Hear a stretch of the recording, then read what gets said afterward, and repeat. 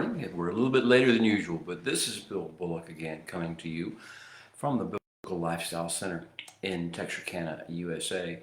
Again, thank you for letting me join you, be with you, spend some time with you, talk with you on this Sabbath day, the final Sabbath day of the book of Bamidbar, the book of Numbers as it's called in the Western world. This is also the second Sabbath of the 3 week of mourning for the loss of the manifest presence of the Holy One, to reveal heaven's will on earth the way is intended to do and will one day again do. That is where we are. That's the season that we are in. Today, I will spend as brief a time as I can with you, knowing your schedule is you have other things to focus on and do on this Sabbath day. And obviously, I have another meeting to attend. I do want to address with you the things that need to be addressed from a kingdom of heaven standpoint. This is a critical juncture, a critical time. I don't get overwrought by that or over anxious about that. This is a crossroads time, a stopping over time, just as we're ending the book of Bamidbar, or Numbers as the Western world calls it, and beginning next week a new endeavor, the exploration on the book of Deuteronomy, which in Hebrew, of course, is Devarim. As we begin these breakaway points from one realm to another, one phase of kingdom life to another, so the world goes through trauma and tribulations this time each year. And coinciding with the heat of the summer and the trauma of the political system and the economic system and the raging of the ethnicities and the raging of the genders and the raging of all the different things of the flesh.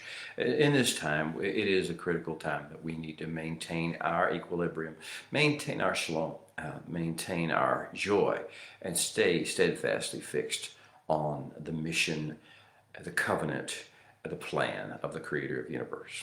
Well, Parshas number 42 and 43, that's where we'll be this week on the 24th day of Tammuz, 5783, July 15, 2023, according to the Gregorian calendar. Parshas 42 and 43 of the total 54 in Torah. Our script this week has been given ancient names, Mattot and Masei. These are two parshas.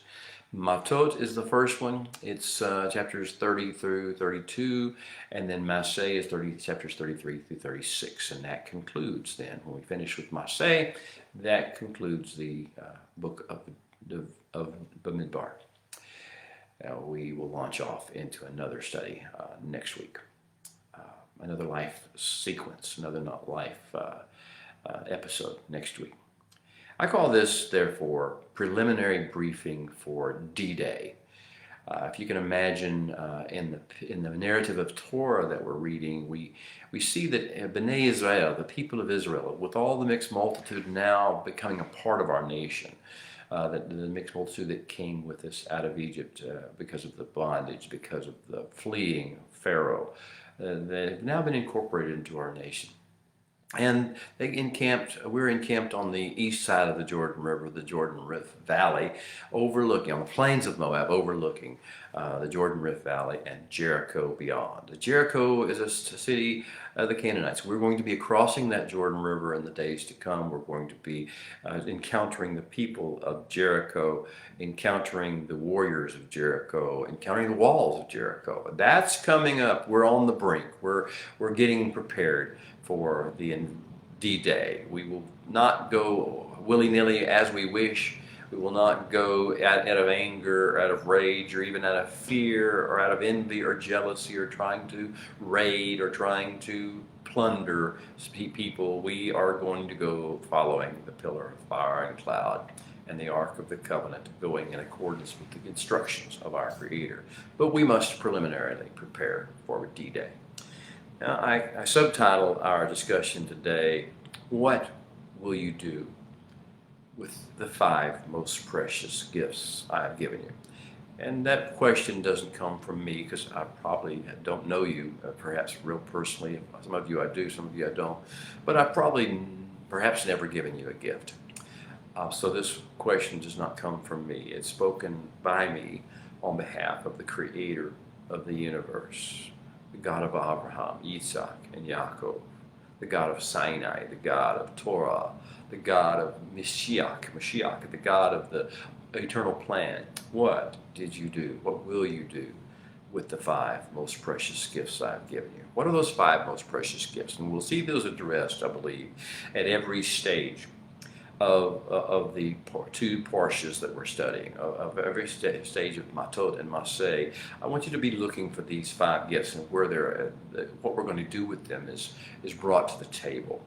The first is the breath of life, the Nishmat Haim. I'm talking about Genesis chapter 2, verse 7, when the Holy One actually took a human being that he had formed that was just an animal like everything else, but he took it into his embrace, whatever that looks like in his state of who he is, and he breathed his own life force, his Nishmat Haim, his breath of life, of divine eternal life into the mortal man. This breath of life, we carry this breath of life with us every day we walk the earth, every moment we inhale and exhale. This is not just natural life. We have a spirit, a living eternal spirit within us. What are we going to do with this precious gift? Are we going to carry it around like something we don't want to carry, that is just an appendage we can't deal with, an appendix that we don't have anything to do with? Or is it going to become the fountain or the wellspring of life? What are you going to do with the precious gift of life? And it's not just for yourself, but what are you going to do with the Nishmat Haim in other human beings, in other ethnicities, in other genders, in other cultures? What are you going to do with in people that you don't know or don't really understand or like? What are you going to, how are you going to treat the human being, even in realizing that the Nishmat Haim is not perhaps running their life, is not governing their life and bringing beauty out of their life at the moment, but there is still a Nishmat Haim within every single human being that's alive on the face here. What are you going to do with the first precious gift, which is the breath of life, the Nishmat Haim?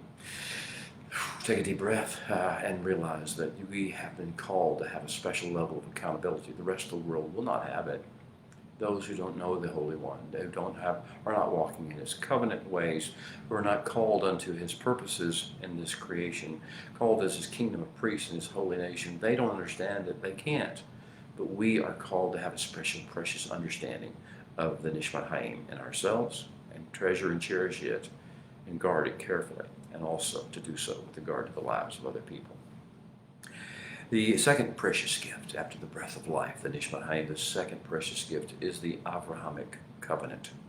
Its call and its empowerment.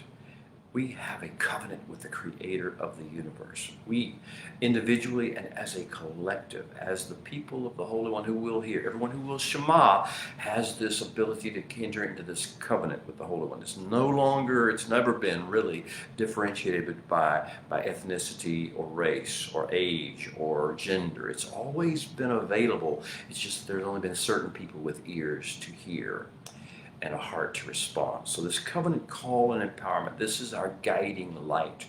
It includes the words of the Creator of the universe himself being our inner light, being our guide, being our lantern, being the lamp and the candle by which we view life. This is his words in our ears, in our mouths, in our hearts, and the light by which we walk. It also includes free will. The idea of covenant and a covenant call is that you have the ability to, at any moment, decline that covenant call. You are not forced into it. This is not mandatory in the sense that you drop dead if you don't follow in the words of the covenant and you don't walk in the ways of the covenant. But the gift of the Master, the gift of the Creator, the second gift is this covenant call, and gives us the free will to choose voluntarily, out of understanding and passion and hunger and delight, his ways, his covenant ways, as opposed to the ways of the nations around us, the ways of our flesh within us, the ways of the serpent around us. Okay, so that's the covenant call. It also includes, the covenant call also includes the fact that he has laid out for us a pathway to freedom from bondage. Whew, this is the Torah, of course. The pathway to freedom is not some mysterious spiritual experience. It is Torah. It is the pathway He has laid out. The light. The Torah is a light.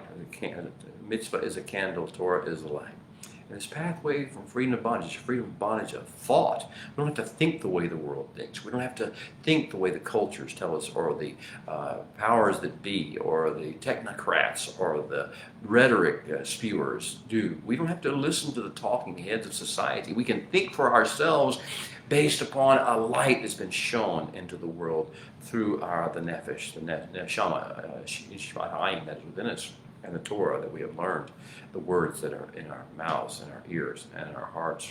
So this pathway to freedom is not just thought, though. It's also speech. We have the freedom, we're going to get to this in a moment, to speak His words, and those things which are resonant with, and that's which are harmonic with His words. We'll talk to that about the third gift in a moment. But the other thing is, we have the freedom, the pathway to freedom from bondage of action. We do not have to be enslaved to the ways of the world, the economy of the world, the patterns of the world, the common sense of the world, the folly of the world. We don't have to be consumed by that, or caught up or bound by that.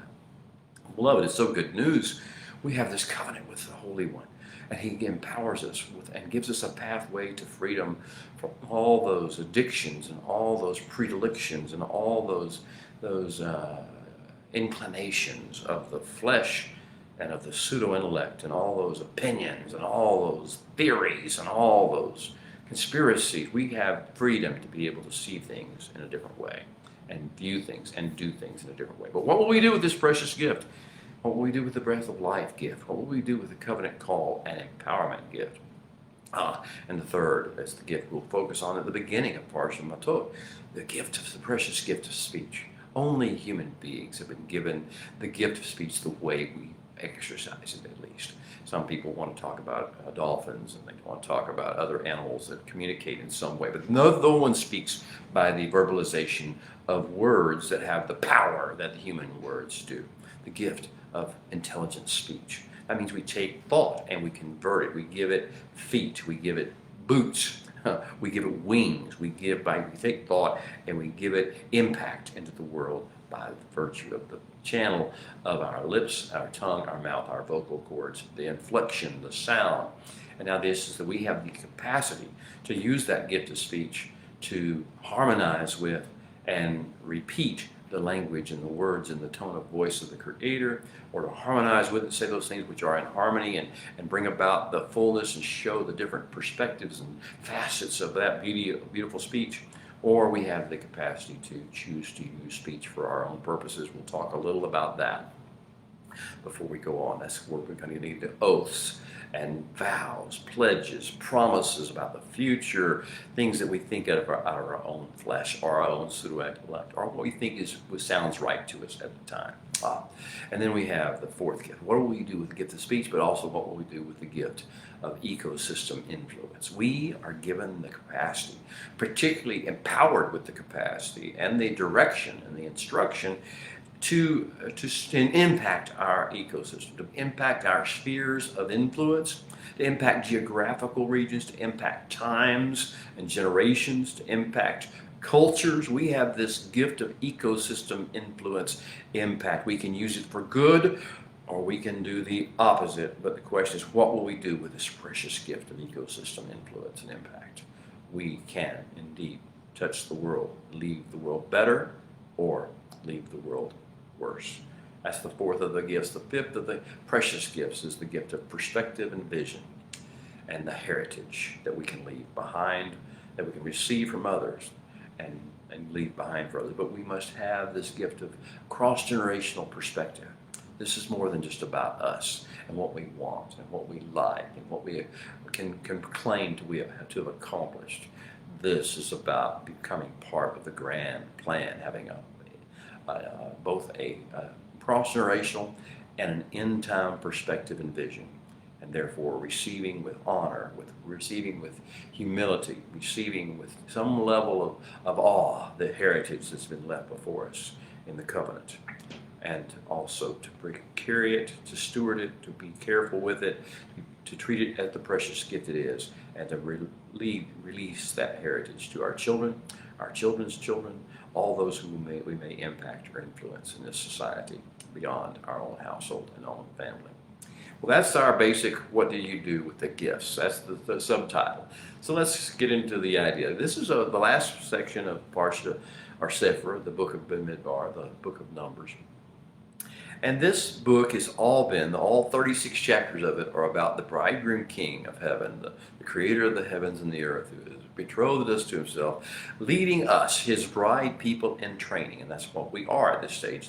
The travels in the wilderness have all been him leading us as his bride people in training, in like a boot camp scenario, through a season of testing in the wilderness. Have you felt tested? Have you felt like you've been in the wilderness? Have you felt like you were in training? Have you felt like you were being pushed to your limits? You were being worked on and all your buttons pushed and your triggers triggered? Have you felt like that? Well, there's a reason for that, because this is the season we've been in. We've been in this for several weeks now, and the heat of the summer always brings it out in us. We always reflect that. Well, the lessons of Sefer Bamidbar, the book of Numbers, are that freedom as well as redemption, and those two go hand in hand in the kingdom of heaven, in the Hebrew mindset. Freedom and redemption are the same basic elements. It's yasha'ing. It's being brought out of the bondage and out of restrictions into fullness, into abundance, into meaning, and into purpose, and into influence and impact in the world. Freedom and redemption must be walked out day by day. It's not an event that happens to you. It's not an experience you uncover. It is a day by day, decade by decade, generation by generation walking out of these things of freedom, using the gifts that we've talked about, the 5 precious gifts. It's also, in the course of doing that, learning the choreography and the purpose of the journey. Why are we in this journey? Why are we in the wilderness? Why are we going through these tests? Why are we having our triggers pulled? Why are we having our buttons pushed? Why is the heat so hot? Why are the people so cruel? Why are the people so raging? Why are the nations raging? Why? Well, because, you see, we are learning how to walk day by day in every situation, every challenging circumstance, in every warfare state, with the choreography of the Holy One, with the bridegroom king being our guide, and trusting in him and his goodness. The testing we have undergone, you see, or been undergoing for several weeks now, and do so every year, is training for a glorious mission. A glorious but intensely challenging mission. We're like special forces. We're going to do the hard work. The rest of the world deals with life, and they think it's so hard because they have to cope. Our job is not just to cope, although we're supposed to do that better than anybody else in the world because of shalom and the gifts that we've been given, the precious gifts that we've been given. So we're not just supposed to cope, though. We're supposed to lead others, guide others, be a model for others, and call others into the glorious light and the glorious wisdom and the fullness of life in general. So the testing we have undergone is for this glorious, intensely challenging mission. Are we ready now for life after wilderness? Next week, we'll get the focus on what's going to happen when we enter the land. So our training ground season of wilderness wandering is coming to an end. It's drawing to a close, beloved. Do you feel there's a shift in the air? Oh, take a deep breath. You've been all you've been through, all you've gone through, all the mistakes you've made, all the things you've overcome, and even the things that have sometimes overcome you. There was a purpose behind it all. There's a reason for it all. It was all training. It was all designed to get you ready for the real challenge, which is to come. The training ground session is over. So how have these fiery trials of this great obstacle course we think of as the wilderness, how have these fiery trials that we have undergone changed us? How have they changed you? How have you become more mature or less? How have you become more eco-friendly to your world and to the cultures and the people? How have you become more patient? Have you become more loving? Have you become more wise? Have you become more joyful? Have you become more peaceful? Have you become more hopeful? Have you become more gentle? Have you become more good, more a fountain of life and hope and peace for other people? Have you become more self-controlled and willing to self-deny? Have you become more full of trust and faith in the Holy One? Oh, you know what I'm speaking of here. The question of the fiery trials are supposed to bring out the breath of life, the Nishmat Haim. Some people call it the Holy Spirit. Some people call it the Spirit of life. You're supposed to bring out the gifts, the fruit of the Spirit in you. How have these fiery trials affected you? How have what you have undergone changed you? Has it been for the better? Because it could be. Or has it been for the worse? Because that's the way natural man, fallen man, tends to make it. So, how have the fiery trials we have undergone changed us? And what and whose mark are we going to leave upon the ecosystem of creation as a result? Will we leave our Creator's mark, his signature, his sine qua non, his signature brushstrokes? Will we leave sound and words that are in harmony, in harmonics with and amplify, and that give different facets to an understanding of his words and his ways? Or will we, in bitterness or in brokenness or in woundedness, will we indeed leave the mark of the serpent? Will we leave the mark of our culture, our ethnicity? Will we leave the mark of our gender? Will we leave the mark of our mindset, of our self-interest? Will we leave the mark of our education system? Will we leave the mark of our indoctrination system, our information technologies? Will we leave the mark of science, or will we leave the mark of medicine? Or will we leave the mark of the Creator of the universe, of our covenant partner in heaven? Will we leave upon the earth the mark on the ecosystem of earth? Will we leave something beautiful or something really, really ugly? Well, these things depend, beloved, on who we are and what we have to offer to the world, the ecosystem, the kingdom mission. These things are the 5 gifts that we have to offer to the world, the ecosystem, the kingdom mission, are shaped by, first, the worldview lens filters through which we process life experiences and things we see or things we hear. The worldview lens are filters that we do. Now, we're supposed to have a series of filters coming out of the covenant. First is the Torah, the words, the instructions of Torah itself. And that includes, the words of the Torah include our understandings of the persona and the personality and the elements of the identity and will and ways of the Creator of the universe. And then again, for his way, as it will for men, being in specific instructions, mitzvot or commandments, mishpatim or judgments, hukot or ordinances, testimonies, all sorts of different things that the psalmist in Psalm 119 describes as being his different words of Torah, words of instruction. The second lens, after Torah's lens, of filter through which we process the life experiences we have and the things we see and hear in the world, is tefillah. And that is the idea, it's called prayer.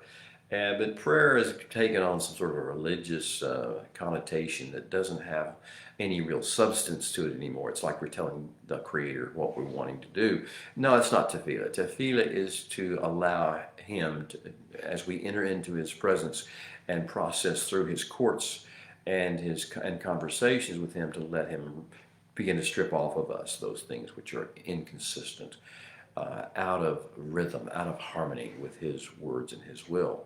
So it's not a matter of what we give to him, it's a matter of what he gives to us and what he takes away off of us to take away the hindrances. That's tefillah. It is an experience of daily walking with the Holy One and letting him strip off the things that are inconsistent, the things of the flesh, the things of pseudo-intellect, the things of ethnicity, indoctrination, of educational indoctrination. All these things have to be stripped away. The tefillah process is the world lens view. We instead of processing things through public opinion or our own fleshly opinions, we process things through the tefillah process. What do you think about this, Holy One? What is in my mind? What in my flesh is overreacting to this? That's the tefillah lens. The third is the chokmah tibunah lens, the wisdom and understanding lens. as we walk with him and we walk through the tefillah process, and as we follow the walkways of Torah, the disciplines of Torah, he begins to develop in us this well, this reservoir, this wellspring of wisdom and understanding, of chokhmah, utubana. And then the fourth thing is the shalom. We have this measure, this gauge of shalom. We should know when we're walking with the Holy One, because we'll be walking in shalom and joy and hope and the other things, but shalom is the key factor. We begin to lose our shalom. That's like the indicator on the car telling you, check engine soon, something's wrong. If you lose your shalom, that means if you get angry, if you get offended, if you get wounded, if you get fearful, if you get jealous or envious, if you begin to get depressed, if you begin to get sad, if you begin to get, these are the things, if your shalom begins to leave you, then that's the indicator light. We have this precious gift of the lens of the shalom. If we lose our shalom, we know we're in trouble. Okay, then the second thing that we have to offer the world system is shaped by our responses, physical, emotional, knee-jerk reactions, opinion formation processes, our responses to the life experiences we have, or the external stimuli we endure. See, this is our true testimony. It's not what you say with your mouth. It's not the stories you tell with your mouth only. It's not the lessons you teach or the preaching you do. That's not your true testimony. It's not even your story of your redemption. Your true testimony, the true testimony of who you really are and what you have to offer the world, is found in how you respond to difficult situations. How you respond whenever everybody else around you is going crazy or going wild or being upset, angry, outraged, in the streets marching, talking online about how horrible everybody else is, forming opinions. How do you respond when the rest of the world is losing its shalom? How do you respond? This is your true testimony. If you want to think you're going to have a religious testimony and you're going to say certain catchwords and buzzwords and people are going to be attracted to that, they may be, but it will not be the testimony of the kingdom of heaven. The kingdom of heaven is how we respond and how we keep our shalom and how we maintain our focus in the midst of extremely difficult situations. I told you this was not a mission for amateurs. We had to go through the training protocols of the desert. We have to have those experiences and repeat it every year to renew and re-up our level of awareness and preparation before we do D-Day. And that's the true testimony, is how we respond when things get really tough. When we hit our thumb with a hammer, when our friends betray us, when enemies mass against us, when all manner of evil is said against us or against those we love, when we're in danger, when we're in hunger, when things are not going the way we think they should from a world standpoint or a personal standpoint, yes, relational standpoint, all those things, that is how we determine what our true testimony really is. The third thing that shapes our impact in the world is how we choose to, what we choose to let come into our ears and eyes and minds and hearts on a regular basis. What portals of access we allow, who we listen to, who we watch, what we watch, what stimuli will we allow to impact us and influence us, become part of our natural daily activities or regular activities. And then because you see what we allow to come into our eyes and our ears, information, it comes into our minds, emotions come into our hearts. What we allow to do that will change the way we feel. It will eventually come out of our mouths, and then we'll say things, and then we'll be speaking out of the abundance of the heart. The mouth speaks. From within comes all kinds of uncleanness. You see how this all flows. And then the fourth thing that shapes the impact, influence we have on the world is whether we live by proactive disciplines of the Creator, of the Holy One, or whether we live by reaction, emotionally, culturally, ethnically, to what goes on. If we're living as an amoeba, focusing on pain avoidance or immediate response to something going on, coping mechanisms, or if we're following a pathway and walking out a plan, a proactive, discipled, disciplined plan. versus a reactive, rogue, coping mechanism approach to life. We should have learned some disciplines over the course of our wilderness wandering. We should have learned some disciplines at Sinai.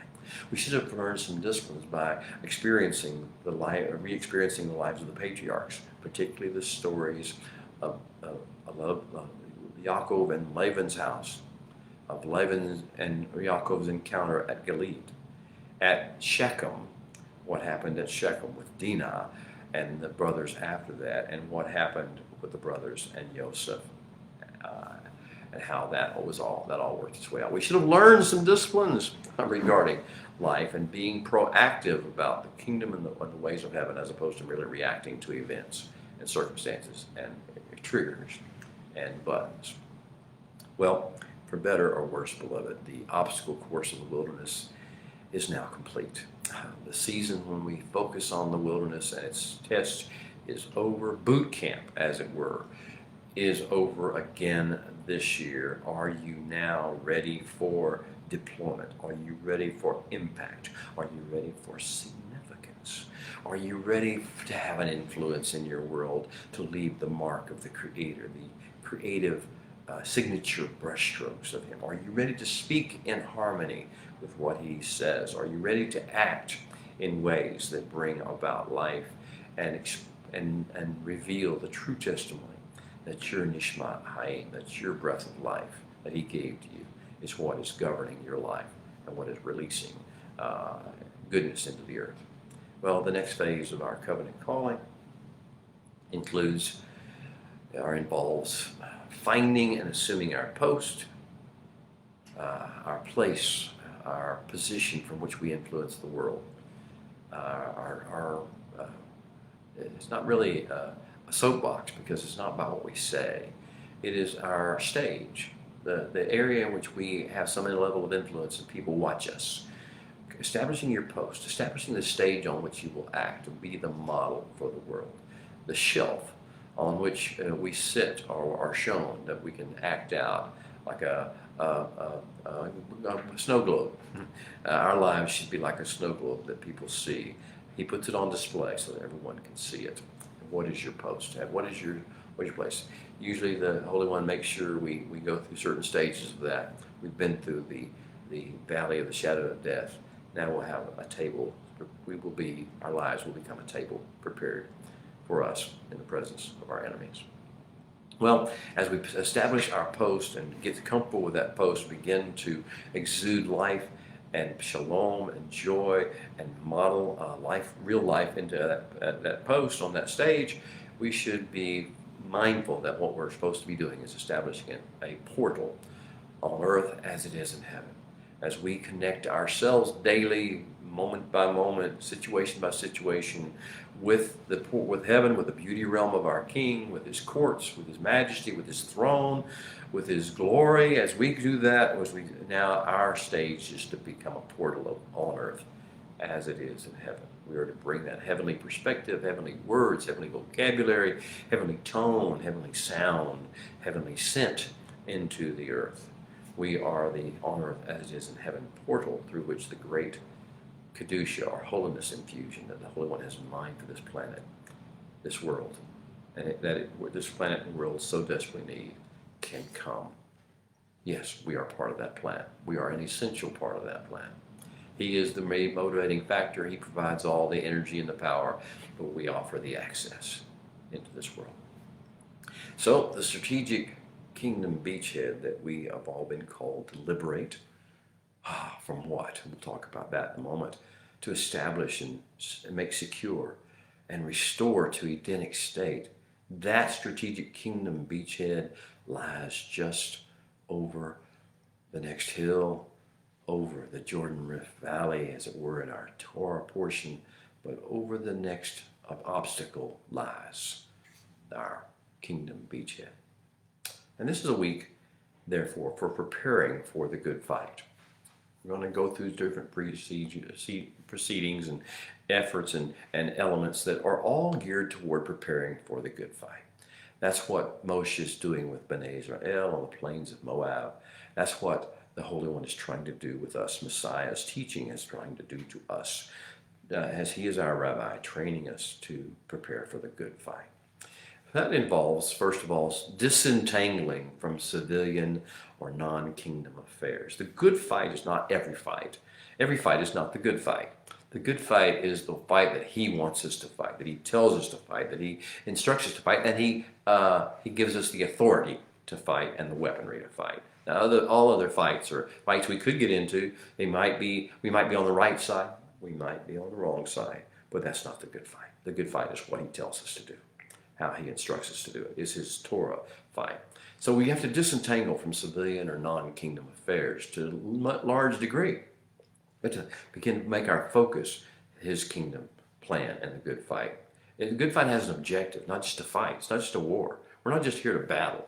We're here to bring about the kingdom. We're bringing to be the portal. We have to take away everything that's in the way of becoming the portal, on earth as it is in heaven, portal of this world.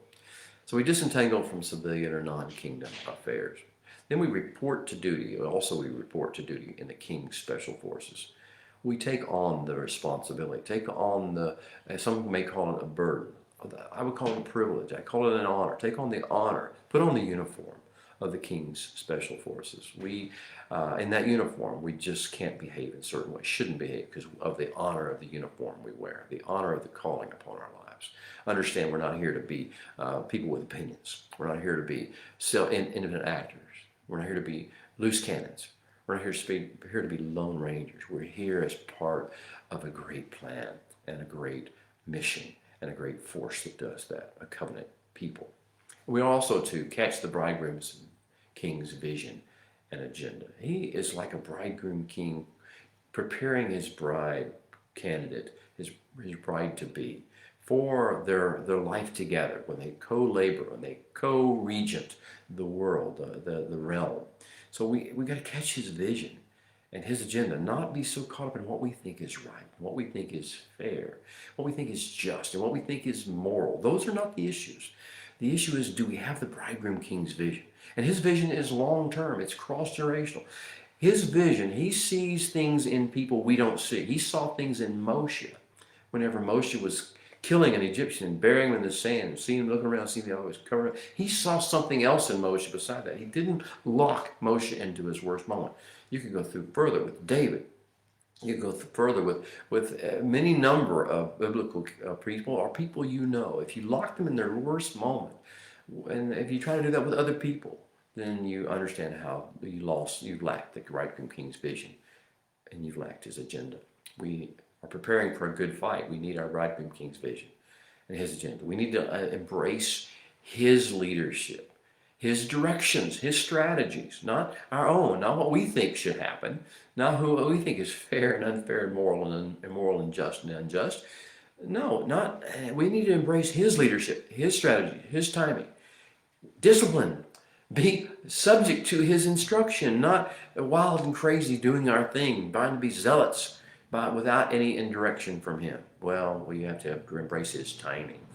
We don't just march and fight and attack because we can. We don't just look for trouble. We begin to wait for his timing and his directions. We learn his line of attack, his modes of operation. We learn to use his weaponry, not weapons of the world. We learn to use the weaponry of the kingdom, the toolkit he has given us. And we learn to follow his rules of engagement. This is preparing for the good fight. Preparing for the good fight requires us to follow him and do what he does and do it his way, not the world's way, and follow his rules of engagement with every people, population, age group, situation there. That means we need to be cognizant of and meditate on his orders. Read his orders. That's his Torah. That's his instruction manual.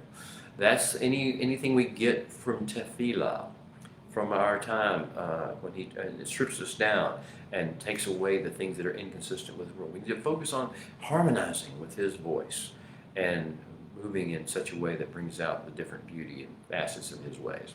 We need to deploy to our assigned posts and battle stations. We've kind of talked about that, the stage on which we operate, the table set before our enemies. We need to establish a communications protocol that is regular and consistent, and they know where, we can report to heaven, so to speak, report to the king, and we let him give us his briefings daily, or sometimes more than daily, to know what to do and how to follow his protocols. And then we need to walk in our watches whenever it's our time to be on watch, special times of diligence, special times of watching and care and observance and reporting, then do that, and also to maintain the disciplines. Well, the basic questions that we face in the final week of Bamidbar are you ready for the next phase of covenant operation, mission deployment? Can we this time, when we enter the land, this time when we go into the next phase, when we put on stage, can we do it without a Shechem massacre, without losing our cool and spewing our words and doing crazy, horrible, bloodthirsty things? And can we do this time without a Dotan debacle? Can we do this without cannibalizing one another, enslaving one another, sending a Joseph away to Egypt, or threatening to kill him? Can we do that? Well, second question is, with what people and groups and institutions do you feel will you allow yourself to develop a strong tribal connection?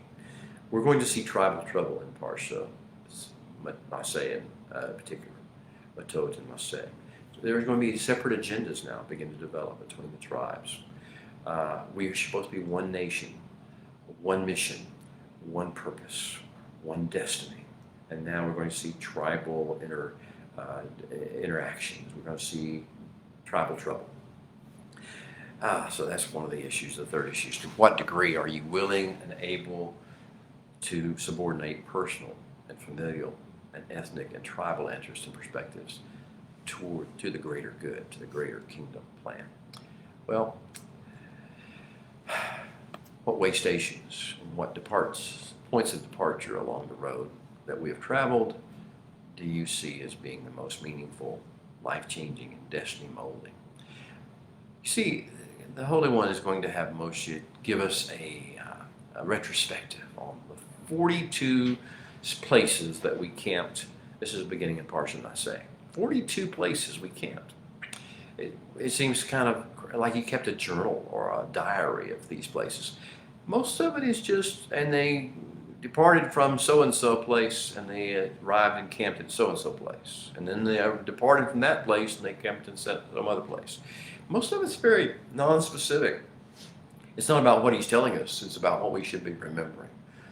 Well, and the way stations of our life are like that. Way stations are residences you've lived, or seasons of your life, like your time in school, or your time in education, your time in a home, or your parents' home, the time of young adulthood, the time before marriage, the time of marriage, the time of childbearing, the time of grandchild manifest. These are the issues, the way stations of life.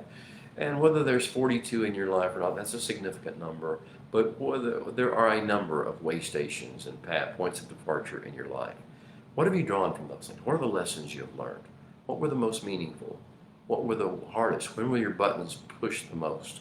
And how did you emerge? Did you come out of those way stations, following the cloud, walking in the ways, more dedicated, more humble, more wise than you went in? Or did you come out wounded, broken, angry, in some way of toxicity? All right, let's do our call to worship, and it'll be about time to go. So let's do that. Join with me if you would. Let your heart be open. Open your hearts, beloved. Baruch hu Adonai Hamvorach.